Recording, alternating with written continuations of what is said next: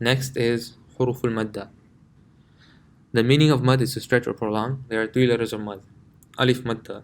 So remember we said if the alif has nothing on it, then it is alif. And if the alif has a fatha before it, then it is known as alif madda because you will stretch it. So this will be pronounced as ba.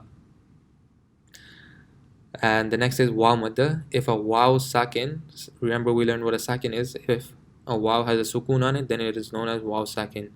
Now if a waw sakin has a dhamma before it, then it will be pronounced as you will have to stretch it. Boo, boo. And a ya madda is when if before a ya sakin there's a kasra, then it is called ya madda. So there's a ya, it has a sukun, so this is called a ya sakin, and before it there's a kasra, so it will be stretched. B. Note the letters of mud need to be stretched for 1.5 seconds, one alif, unless they have any of the two signs below. So these are the two mud signs, and depending on which type of print you have in your copy of the Quran, the Mus'haf, it may look a little bit different, but generally it will look like this, these two signs. And the underlying rule is that if after any of these two signs there is a Hamza, then you will stretch it for 2 to 4 alifs. So if we said that one alif was 1.5 seconds, so it would be 2 to 4 times that. And if the letters of mad do not have a hamza after it, then it will be stretched for 5 alifs, so 5 times that.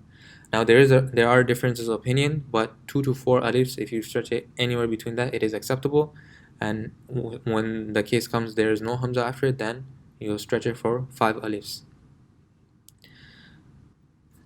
Now there are 3 other standing harakah that we didn't mention earlier, and these are the 3 other harakah that have the same effect as the huruful madda, the letters in which you stretch.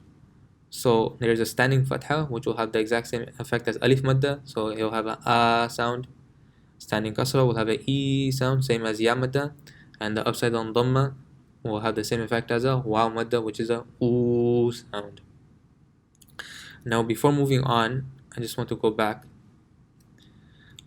Here we mentioned 1.5 seconds. Now this is not a rule set into stone, because the question may arise, what if you are reading very fast or you're reading very slow? So just to give an example, let's go to the first ayah of Surah Fatiha.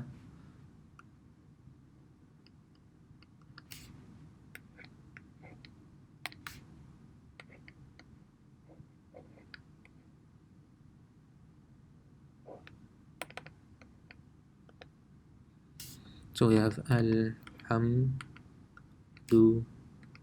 Lillahi Rabbil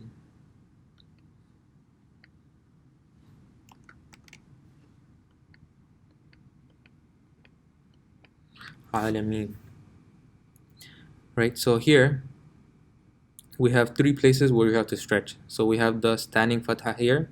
So this is the first place we have to stretch. And then we have alif madda here. See, there's a alif, and before it there's a fatha, so a. And then we have a ya madda here. There's a ya sakin, and before it there's a kasra. So these are the 3 places that we have to stretch. Now they will all be one alif because that was the rule. However, if let's say you're reading fast, so the underlying rule to keep in mind is to keep them all proportionate. So if you're reading fast, you may go Alhamdulillahi Rabbil Alameen. All these muds must be stretched the same amount. If you're reading slower, Alhamdulillahi Rabbil Alameen. Again, these 3 were pronounced for the same duration. Some readers, when let's say they want to beautify their voice, actually may stretch one more than the other, and this is wrong. You can't go Alhamdulillahi Rabbil Alameen. If you stretch this one too long just to beautify your voice, then you're sacrificing the rules of Tajweed for beauty, which is wrong.